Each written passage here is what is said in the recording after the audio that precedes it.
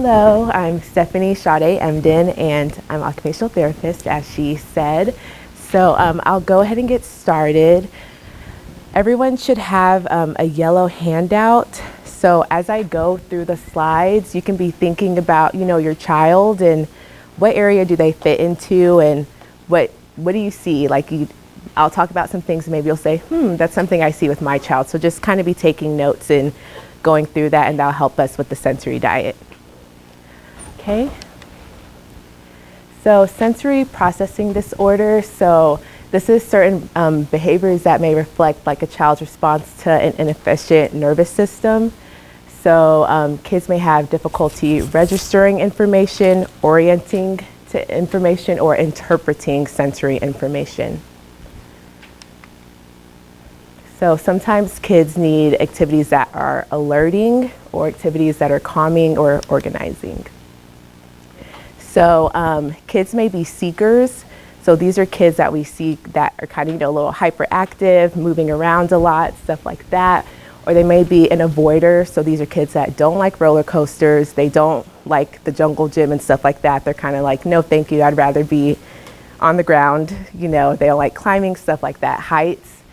Or they may be an under-responsive child. So that's sometimes the kids' names that we have to say their name 3 times, call them. They might not hear us, or like they might have a bruise and you're like, how'd you get that bruise? And they didn't know that they hit something, or something like that. It's kind of hard, like they don't usually respond to things. It takes more for them to respond. So what is a sensory diet? It's a combination of sensory experiences. It's planned and structured. It provides the optimal arousal level, and it's usually like an occupational therapist helps put it together.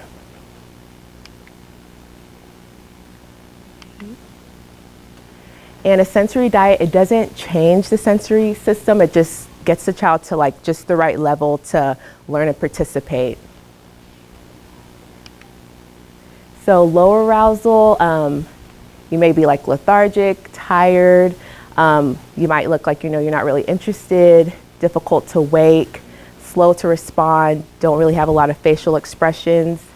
High arousal, hyperactive, little attention, motor mouth, always putting things in your mouth, hard to recover from a stressful event or change in routines, and difficult transition to bedtime, and shuts down with little interaction or avoidance. So just right, which is where we kind of like our kids to be. They're able to concentrate, able to focus, have good eye contact, adaptable, and they have good self-control. So the sensory systems that we're going to focus on today is sense of smell, sight, touch, vestibulation, proprioception, hearing, and taste.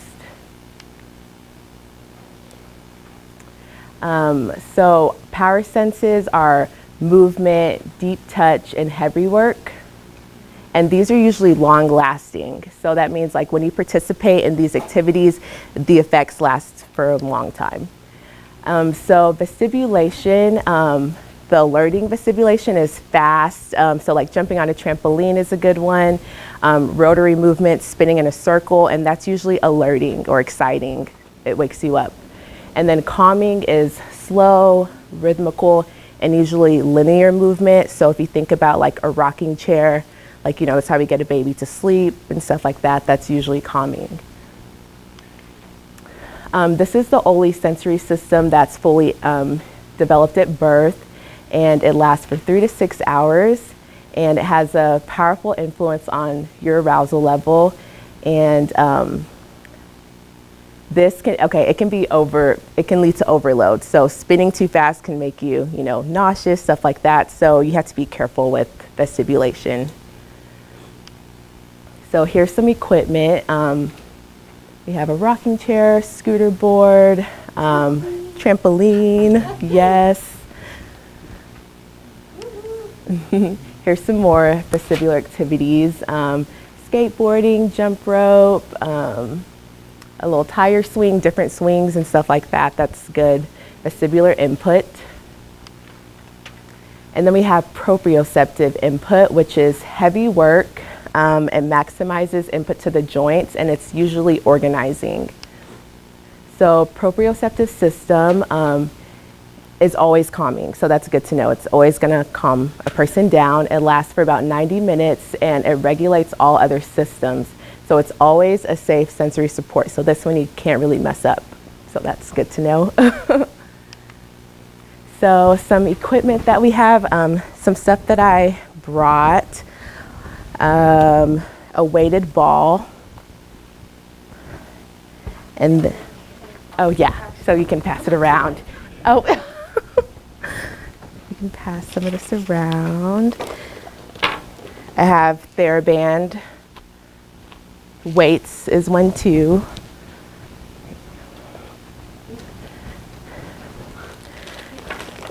We have a body sock. I can open this up.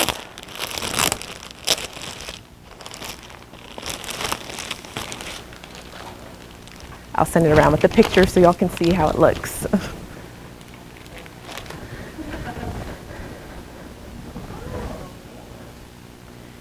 We have this that you can, it's a weighted, like a, for your neck. I don't even know how to describe this. A shoulder pad, shoulder weight.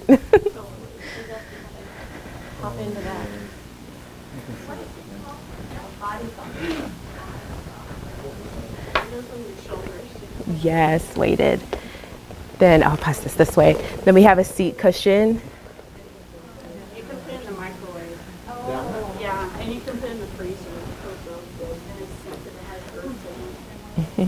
And a body roller. This is the best, right? I was like, I need this in my house. Yes. Yes. Oh, I hope I'm using the right. Yeah, I'm using the right term. Oh, yeah. Yes. Oh, yes. Those are the best. Yes. You actually have that catalog, right? Oh, here's the catalog. And a lot of this, yes, and a lot of this stuff can also be found on Amazon, which is really, Amazon has everything, right? Sensory, and there's also Sensory Solutions. Oh, yes. A good website. Yes, that's a really good They're website. kind of expensive though. Is this where you would find it? Sensory Solutions. Yes. It's on Amazon. Amazon literally has everything. It does. And they're usually cheaper on Amazon. Yeah. All right, I'm going to keep on going. Here's some more proprioceptive activities. And then next we have tactile input. And alerting is usually light touch. Like tickling is something that's alerting. Cool or cold temperatures, unexpected touch, and novel fidgets. Calming is firm touch, so like a massage. Expected touch, neutral warmth or heat, and familiar fidgets. And organizing is deep touch and weighted blankets.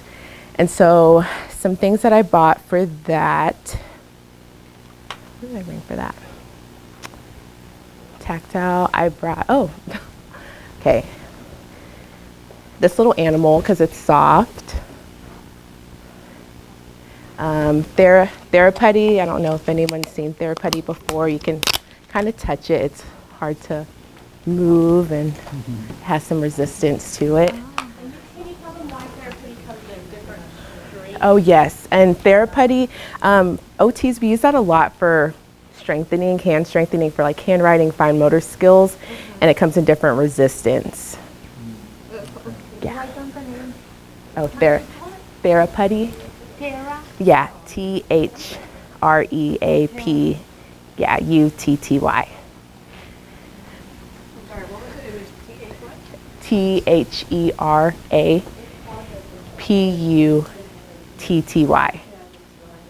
So it's harder than Play-Doh. It has different resistance. Then I also just have different types of balls, spiky, soft.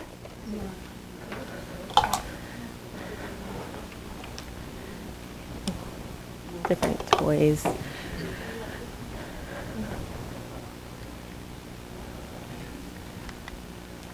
Okay, this is the largest sensory organ, and it's connected to social relationships. And light touch has a direct connection to the fight and flight center of the brain.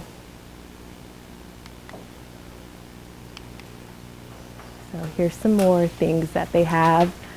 Different like bins, like with rice, different things you can touch, different types of balls, and there's their putty on there too. Shaving cream. Okay. So auditory input can be alerting. Short duration is alerting. Novel sounds, loud sounds. Calming is rhythmical. Long duration, familiar and soft.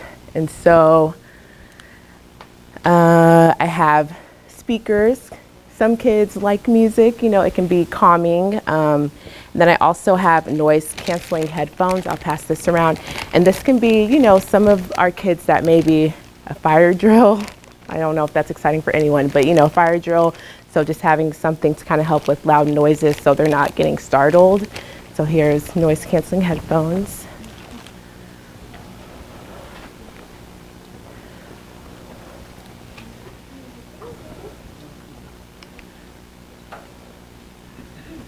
Okay, auditory system. This is the greatest interfering system in the school environment, which is not hard to believe with announcements, like I said, fire drills. Sometimes some of our classmates can be a little loud. So yeah, individuals with autism spectrum disorder process auditory information more slowly than neurotypical children or people. So here's some more auditory activities, instruments, noise canceling headphones, maracas, tambourine.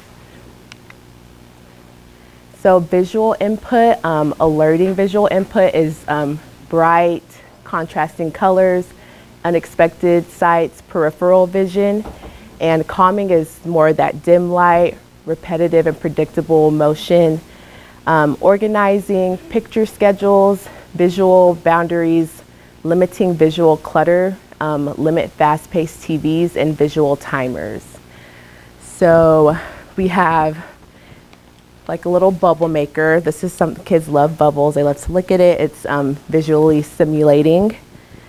It doesn't, unfortunately, we don't have batteries in this, but I could still pass it around. The library teacher would not like it since we have the That is true too.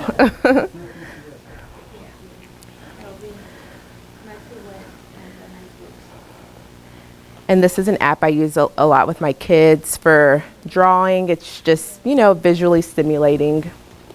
It's not boring. It's not paper and pencil. So it usually gets them to participate more. Mm-hmm. I've seen that one before. Yeah.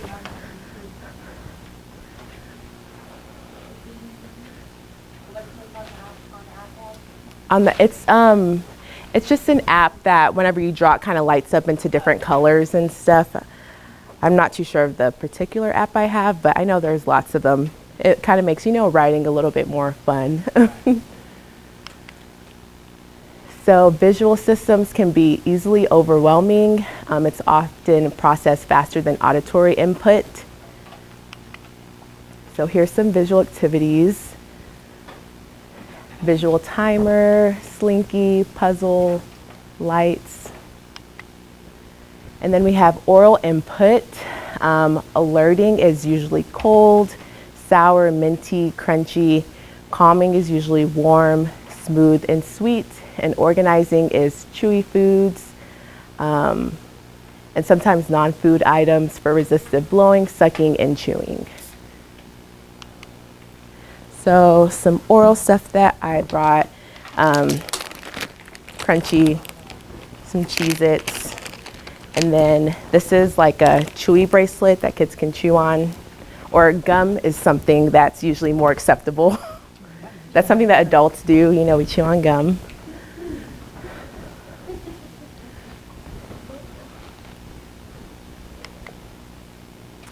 Here's the straws, bubbles, sugar cane. Olfactory input, alerting is olfactory, that's sense of smell. Alerting is citrus or peppermint, and calming is lavender and vanilla. The olfactory system, smell is processed in 20 seconds, so that's pretty quick. And olfactory input can be unpredictable. So sometimes, I remember there was a kid in one of my classes, he smelled, especially kids who are picky eaters, sometimes the smell alone already just shuts them down. They're like, what's that smell? Or take that away from me, because, they have a very active sense of smell. Some things that I just brought essential oil. So I brought lavender, which is more calming, and then lemon, which is more alerting. So I know y'all know what this smells like, but I'll still pass it around. If you have, I have one of those. Thank you. I was about to say humidifier. I have an infuser that I use for essential oils. Yeah.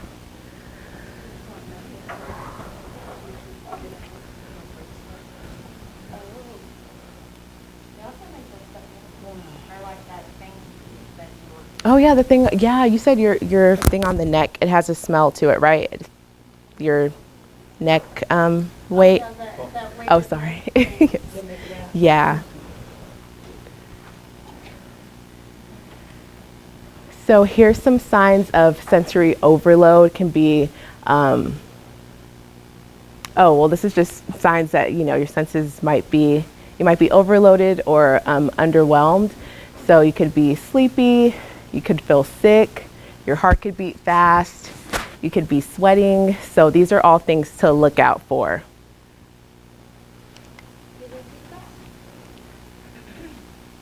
Sorry, what'd you say? Is that it? Oh, it's a, oh, I'm not too sure. I'm still trying to figure that out. Maybe. Well, I get overloaded when I get it. I know. I'm like, oh, please stop. So some strategies. If you're overloaded, jumping with your hands pressed on your head, running, crawling, creeping, having your kids press into a mattress with their entire body, prone on your arms and blowing, sometimes like a stress ball. And I do a lot of wall push-ups with my kids, because remember how we talked about proprioceptive is always good, so that heavy input usually always helps.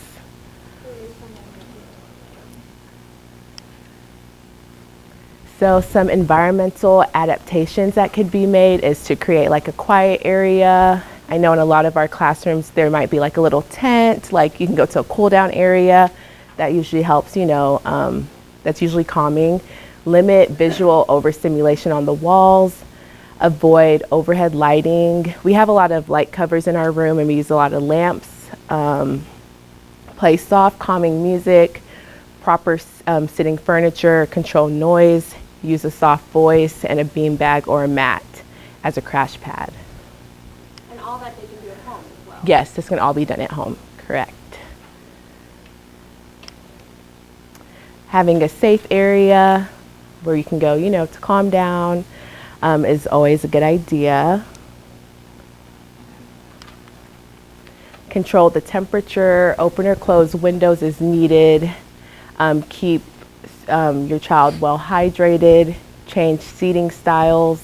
So different kind of seating, like I showed that cushion not too long ago, that's a different type of seat, or like a ball chair or a hard chair, just changing up the seating, having options.